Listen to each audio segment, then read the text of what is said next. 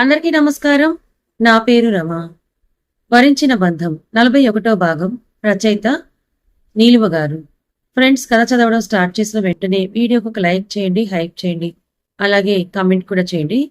ఒక ప్లేట్ అయితే ఎంగిలవుతుంది కదా, అసలే ఆకలి అన్నారు, తృప్తిగా తింటారని పెడుతున్నా అని అంటున్న సాక్షి మాటలకు బ్రేక్ వేస్తూ మరి ఇందాక మన రూమ్ లో పంచుకున్నది ఏంటో అని అడుగుతాడు కరణ్ ఆలోచిస్తున్నట్టుగా ఫేస్ పెట్టి. వెంటనే వారిద్దరి మధ్య జరిగిన తొలి అదర సంతకం గుర్తుకు రాగానే ఏం మాట్లాడలేక సైలెంట్ గా ఉండిపోతుంది. ఇంకా ఎక్కువ ఆర్గ్యూ చేయకుండా కరణ్ ఒక ప్లేట్లో సాక్షికి ఇష్టమైనవన్నీ వడ్డించి పనీర్ కర్రీ, ఫ్రైడ్ రైస్ కలిపి తనకి ప్రేమగా తినిపిస్తాడు. పతి అందించే ప్రేమను ఇష్టంగా స్వీకరించి ఆ భోజనం కన్నా ఆ ప్రేమలోని కడుపు నింపుకొని తను కూడా ఇష్టంగా తన భర్తకు తినిపిస్తుంది. అలా ఇద్దరు ఎన్నో కబుర్లు చెప్పుకుంటూ ఒకరికొకరు తినిపించుకుంటూ తృప్తిగా డిన్నర్ ముగించి ఆ చల్లటి వాతావరణంలో జాబిలమ్మను చూస్తూ సాక్షి కింద గడ్డిలో కూర్చుంటే తన ఒడిలో తలపెట్టుకొని పడుకొని అతడి కలని నెరవేర్చుకుంటాడు. చిన్న చిన్న అల్లరి పనులు చేస్తూ తనలో ఉన్న బిడియాన్ని సిగ్గును దూరం చేసి అతనికి అనుకూలంగా కొంచెం కొంచెంగా మార్చుకుంటూ 11 దాటుతుండగా సాక్షిని తీసుకొని రూమ్ లోకి వస్తాడు. అప్పటికే రూమ్ అంతా అందంగా ఫస్ట్ నైట్ రూమ్ ఎలా ఉంటుందో అలాగే డెకరేషన్ చేసి ఉంటుంది కరణ్ ఆర్డర్ ప్రకారం. అది చూడగానే మళ్ళీ అప్పటి వరకు వదిలేసిన బిడియం తన్ని ఆవహించింది.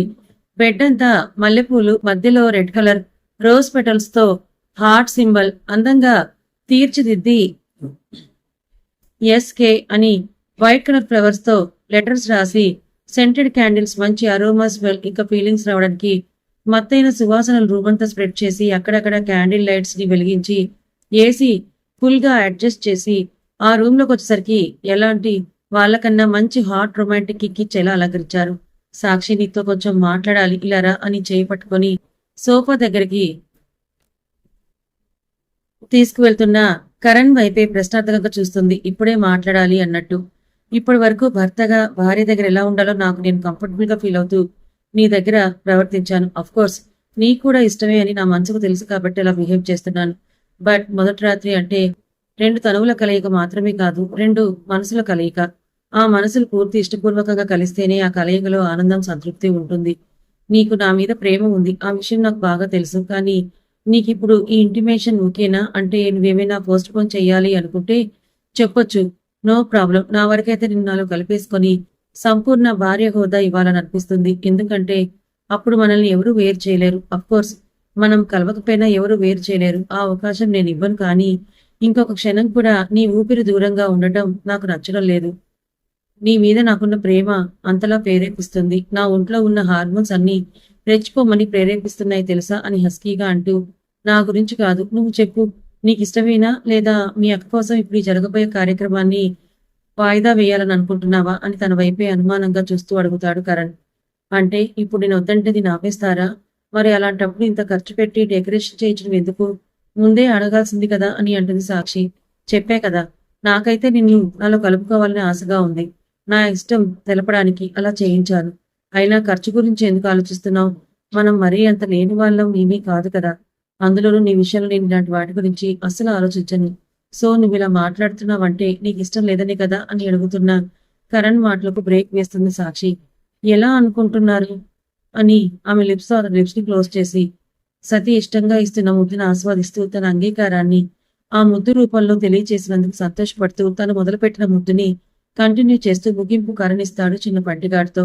అబ్బా ఏంటిదిలా కొరికేశారు అని అంటుంది లిప్స్ మీద అంటుకున్న తన బ్రెడ్ బాక్స్ ని చూపిస్తూ. లవ్ బైట్స్ రేపు ఉదయానికి ఇలాంటివి చాలా ఉంటాయి నీ బాడీ మీద అని అల్లరిగా అంటూ తన చేతిలో కవర్ పెట్టి వెళ్ళి ఫ్రెష్ అవుతావా లేకపోతే ఇలానే కంటిన్యూ చేసేద్దామా అని అంటాడు కరణ్. మళ్ళీ ఇంకొక డ్రెస్సా?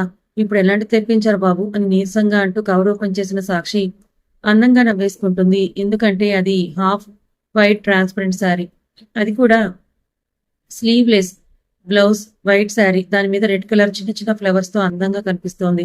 కాసేపటికి రెడీ అయి వచ్చిన సాక్షి వైపు మైమర్చి చూస్తూ ఉండిపోతాడు. నిన్ను ఫుల్ హాట్ గా కనిపించిన ఆ లుక్ వేరు. అలాంటి డ్రెస్సులు కళ్ళకి ఇప్పుగా తన పరవాలు అందాలు బయటకు కనిపిస్తాయేమో కానీ మనసుకు అంత కిక్కివ్వవు. కానీ నిండుగా సాంప్రదాయ కట్టులో చీర కట్టుకున్న ఆ శారీలు తను ఇంకా ముద్దుగా హాట్ గా కనిపిస్తూ ఉంటే అలా చూస్తూ ఉండిపోతాడు. ఏదైనా చీర తర్వాతే ఎలాంటి డ్రెస్ అయినా సరే అని తన మనసులోనే అనుకుంటాడు కరణ్. రెడ్ కలర్ స్లీవ్లెస్ నిండుగా సాంప్రదాయబద్ధంగా కట్టుకున్న వైట్ ట్రాన్స్పరెంట్ సారీ, దాని మీద అక్కడక్కడ థ్రెడ్ వర్క్ తో చేసిన రెడ్ ఫ్లవర్స్, సింగిల్ పళ్ళు వదిలేసింది కాబట్టి ఆ ట్రాన్స్పరెంట్ సారీలో నుంచి కనిపిస్తున్న లోపల ఎద పరువాలు, కనీ కనిపించని చిట్టి నడుము, ఫిజిక్ కి తగ్గ లైట్ గా కట్టింది కాబట్టి ఆమె బాడీ కొలతలు టాప్ టు బాటం ఇట్టే చెప్పేసే అంతలా ఆ శారీ లుక్ కనిపిస్తుంటే అలా మైమర్చిపోయి చూస్తూ ఉండిపోతాడు. ఇది కదా అసలైన అందం అంటే. ఎన్ని మోడర్న్ డ్రెస్సులు వేసినా ఆ వెస్ట్రన్ డ్రెస్ లో మన బాడీ పార్ట్స్ క్లియర్ గా షో అయ్యేలా కనిపించినా ఇలా పద్ధతిగా ఉంటూనే మనుషులకి ఫీలింగ్స్ కలిగించే ఇలా రెడీ అవ్వడం అనేది ఒక్క శారీతోనే సాధ్యమని మనసులోనే అనుకుంటాడు కరణ్. అప్పటికే కరణ్ కూడా వైట్ కుర్తా పైజామా వేసుకొని రెడీ అయి ఫస్ట్ నైట్ లుక్ లోకి వచ్చేసాడు కాబట్టి చిన్నగా కలెత్తి చూసిన సాక్షికి రాజకుమారులా మెరిసిపోతున్న పతిదేవుడు కనిపించగానే సిగ్గుతో బుగ్గలు ఎరుపెక్కుతాయి. నెమ్మదిగా నడుచుకుంటూ సాక్షి దగ్గరికి వెళ్లి ఏంటో శోభన పెళ్లి కూతురు పాల గ్లాస్తో నెమ్మదిగా సిగ్గుపడుతూ నడుచుకుంటూ వస్తున్న సీన్స్ చాలా సినిమాలో చూశాను, కానీ ఇక్కడేవో నేనే రావాల్సి వస్తుంది దగ్గరికి అని అంటాడు అల్లరిగా. అతని మాటలకి అప్పటి వరకు దించిన తలను మరింత కిందకు వాల్చేస్తుంది. సాక్షి మెడ పట్టేస్తుంది మరీ అంత కిందకు వాలిస్తే అని వెటకారంగా అంటూ తనని అమాంతం రెండు చేతుల్లో ఎత్తుకొని బెడ్ వరకు తీసుకొని వెళ్లి బెడ్ మీద నెమ్మదిగా తన కళ్ళలోకి కలుపెట్టి చూస్తూ దించుతాడు. తన పక్కనే కరణ్ కూడా కూర్చొని ఇప్పటి వరకు నువ్వు నన్ను కరణ్ గారు అని పిలుస్తున్నావు, అంతేగాని పేరు పెట్టి పిలవలేదు. ఇప్పుడు ఒక్కసారి పిలవచ్చు కదా, పోనీ ఏదైనా నీకు నచ్చిన నేమ్తో ప్రేమగా నన్ను పిలువు అని అంటాడు తన కళ్ళలోకి ఆశగా చూస్తూ. ఎలా పిలవాలని ఒక 2 నిమిషాలు ఆలోచించి నాకు బుజ్జి అనే నేమ్ అంటే చాలా ఇష్టం అని అంటుంది సాక్షి. అవునా, మరి బుజ్జి అంటే లేడీస్ ని పిలుస్తారేమో, నేను లేడీని కాదు, బుజ్జి కుక్క పిల్లని కాదు అని అంటాడు అమాయకంగా చూస్తున్నట్టుగా యాక్ట్ చేస్తూ. అతని యాక్టింగ్ కి భలే ముద్దెచ్చేస్తాడు కరణ్. ఒక్క నిమిషంలో ముద్దు పెట్టేయాలనే కోరిక కలుగుతుంది, కానీ ఆ సమయంలో తాను ఆ స్టెప్ తీసుకోలేక కష్టంగా కంట్రోల్ చేసుకుంటుంది. నువ్వు కంట్రోల్ చేసుకోని అవసరం లేదు. కిస్ చేయాలనుకుంటే కిస్ చేయొచ్చు. ఇప్పటి నుంచి నా మీద ఫుల్ రైట్స్ నీకు మాత్రమే ఉన్నాయి, అర్థమైందా? నీకు మాత్రమే టచ్ చేయొచ్చు, కిస్ చేయొచ్చు, కొరకొచ్చు ఏదైనా అని అల్లరిగా అంటున్న కరణ్ మాటలకు ముసిముసిగా నవ్వుకుంటుంది. సరే సరే పిలువు ఒకసారి.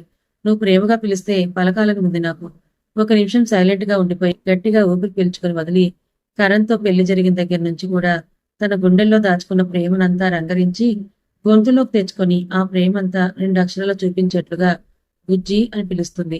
తను పిలుస్తున్న పిలుపుని, ఆ ప్రేమని ఫీల్ ఎంజాయ్ చేస్తూ మైమరుపుగా తన వైపు చూస్తూ ఉండిపోతాడు. 2 నిమిషాల పాటు మౌనం వహించింది. ఎవరూ ఏమీ మాట్లాడుకోలేదు. ఇద్దరు కూడా ఒకరి కళ్ళలోకి మరొకరు వారి కళ్ళలో కనిపిస్తున్న అంతులేని ప్రేమను చూసుకుంటున్నారు. తెల్లార్లు మనం ఇలా చూస్తూ ఉండిపోతే ఇక్కడే కాలం గడిచిపోతుందేమో, నిన్ను చూస్తూ ఉంటే నాకు ఎన్ని జీవితాలైనా సరిపోవనిపిస్తుంది అని అంటూ ఒక క్షణం కూడా ఆగలేక తన సతిని దూరం పెట్టలేక నుదురు మీద అదర సంతకం మొదలుపెట్టి అక్కడి నుంచి పెదవుల ప్రయాణంతో గమ్యాన్ని మారుస్తూ చిన్న చిన్ని కళ్ళ మీద, ముక్కు మీద నున్నగా చెక్కినట్టున్న చెక్కిళ్ళ మీద, చెవి తమ్మెల మీద మునుపంటితో లాగి చివరికి ఆ పెదవుల ప్రయాణాన్ని ఆమె పెదవుల దగ్గర తీసుకొచ్చి అక్కడ బ్రేక్ వేస్తాడు. అక్కడ 5 నిమిషాల పాటు గాఢంగా 4 పెదవులు పోటీ పడి సాక్షికి ఊపిరాడటానికి రెస్ట్ ఇస్తూ ఆ పెదవుల ప్రయాణాన్ని కంఠం మీద నుంచి మెడ మీదుగా చిరు గాయాలు చేసి పైట చెంగుని తప్పించి బ్లౌజ్ మీద కానీ ఆమె ఎదలని 2 చేతులతో తడుముతూ ఆమెలో అందాలన్నీ తెప్పించే ఆరాటాన్ని తెప్పించే ప్రయత్నం చేస్తున్నాడు. అతడు చేస్తున్న తనువుల తపనకి చిన్నగా మోకింగ్ సౌండ్స్ ఆమె నోటి నుంచి సంగీతంలో వినిపిస్తుంటే అతనికి పిచ్చెక్కిపోతుంది. సౌండ్స్ గుడ్ అని అంటూ అప్పటికే ప్రేరేపితుడై ఆమె ఎద మీద ఉన్న బ్లౌజ్ కూడా అడ్డం తప్పించి ఉప్పొంగిపోతున్న పరువాలను ఎలాంటి వస్త్రాలు లేకుండా చూసి మోహంగా వాటి మీద స్పృశిస్తూ ఒక ఎదని చేత్తో నలిపేస్తూ మరొక ఎదని తన మునిపంటితో లాలిస్తూ కాసేపు సమయం గడిపి అలా కిందకి వచ్చి నడుము మీద చుట్టూ తడి పెదవులతో ముద్దులు పెట్టి ఒడ్డు లోతును కొలవడం మొదలుపెట్టాడు. ఇంకా సాక్షి తనువు తన అధీనంలో లేనట్టు గాల్లో తేలిపోయింది. అతడు చేస్తున్న ప్రతి పనికి ఆమెలో మోహం ఎక్కువై కళ్ళు 2 భారంగా మూసుకుపోయి ఆమె తనువు ఇంకేదో కావాలని తప్పిస్తుంటే ఆ తపన తట్టుకోలేక కరణ్ ఫేస్ ని 2 చేతులతో పట్టుకొని తన మీదకు లాక్కుంటుంది. ఆమె చేస్తున్న చర్యకి ప్రతిచర్యగా మిగిలిన వస్త్రాలను కూడా తప్పించి ఇద్దరు పసిపాపల్లా మారిపోయి ఇంకా ఒక క్షణం కూడా ఆగకుండా ఆమెలో మమేకం అవడానికి సిద్ధమయ్యాడు. ముందు కొంచెం కష్టంగా ఉన్నా ఇష్టంగా ఆ బాధని స్వీకరిస్తూ కళ్ళల్లో చేరిన చిన్న కన్నీటి చెమ్మతో కరణ్ వైపే ప్రేమగా చూస్తూ ఉండిపోతుంది. సారీరా బంగారం, పెయిన్ గా ఉందా అని అడుగుతాడు. తనకి ఫస్ట్ టైం కావడం వల్ల కష్టంగా ఉందని అతనికి తెలుసు కాబట్టి కన్నీళ్లతో తలని అడ్డంగా ఊపుతుంది. లేదన్నట్లు నుదుటి మీద ముద్దు పెట్టి ప్లీజ్ రా, జస్ట్ 2 minutes, ఇంకా పెయిన్ కొంటే చెప్పు అని అంటూ ఇంకొంచెం నెమ్మదిగా లోపలికి ప్రవేశిస్తూ నొప్పి తెలియకుండా పెదవుల్ని ముద్దాడుతూ మరో లోకంలోకి తీసుకొని వెళ్తాడు. కాసేపటికి ఆ కష్టం ప్లేస్లో ఇష్టం వచ్చి ఆ బాధ బదులు అంతులేని సుఖాన్ని పరిచయం చేస్తూ స్వర్గంలో విహరిస్తున్నట్టు ఇద్దరు కూడా ఒకరిలో ఒకరు ఒదిగిపోయి ఇన్నాళ్ళుగా దూరంగా ఉన్న వారి మనసులు తనువులు కూడా ఏకమై ఈ క్షణం నుంచి సంపూర్ణ భార్యాభర్తలుగా కలిసిపోయారు. అనుకోకుండా జరిగిన పెళ్లిలో ఎన్నో ప్రళయాలు, ఆ తర్వాత అంతులేని ప్రణయం చేకూరి ఈ రోజు ఎన్నడూ విడిపోలేని, ఎవరూ వారి తల్లిలోకి చేరలేని దగ్గరతనం చేసుకుని ఒకరికొకరు వరించిన బంధంగా మారిపోయి వారి జీవితాన్ని పరిపూర్ణంగా చేసుకున్నారు. భార్యాభర్తల అర్థానికి పరిమార్థం తీసుకొచ్చినందుకు మనసులోని దేవుడికి కృతజ్ఞతలు తెలుపుకుంటుంది. అలాగే ఇక ముందు కూడా తన అక్క జీవితం తనలాగే సంతోషంగా ఉండాలని మనస్ఫూర్తిగా దేవుణ్ణి కోరుకుంది.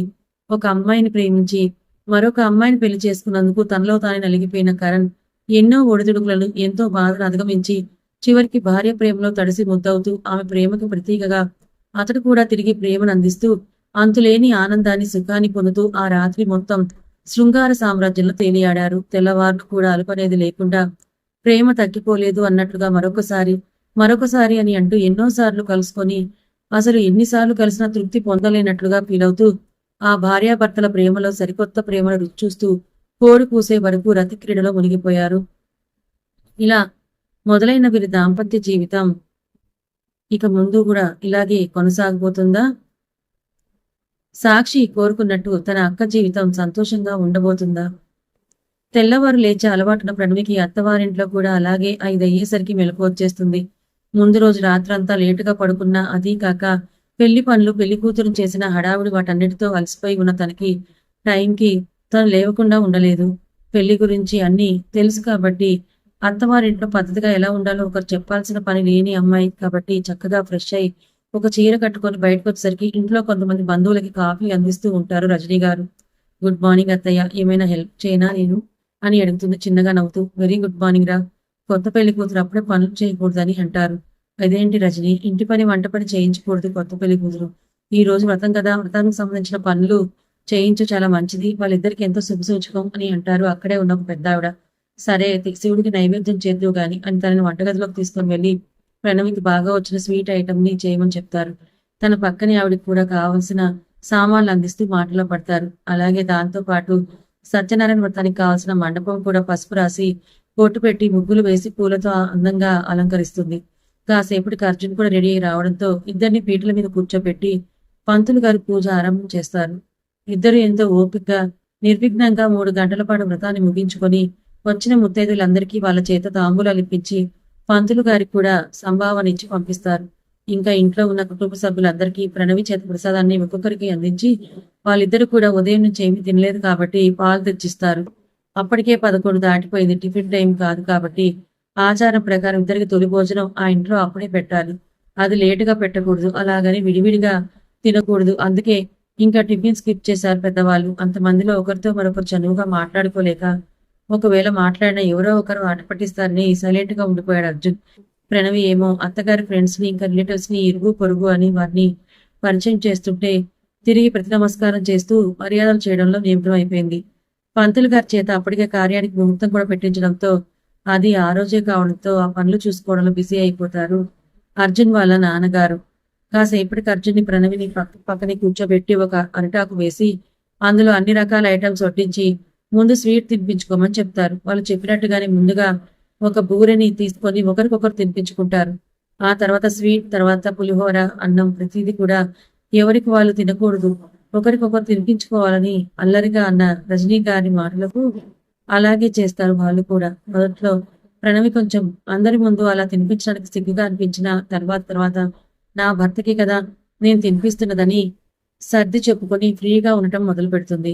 సరే నైట్కి మళ్ళీ మీకు నిద్ర ఉండదు, ఇప్పుడే కావాల్సిన రెస్ట్ తీసుకోండి అని అంటూ ఇద్దరిని చెరొక రూమ్లోకి పంపించేస్తారు పెద్దవాళ్ళు. కథ ఇంకా ఉంది. మొత్తానికి కరణ్ సాక్షిలో ఒక్కటైపోయారు. ఇక వాళ్ళ మధ్య ఎలాంటి అడ్డు లేనట్టేనా?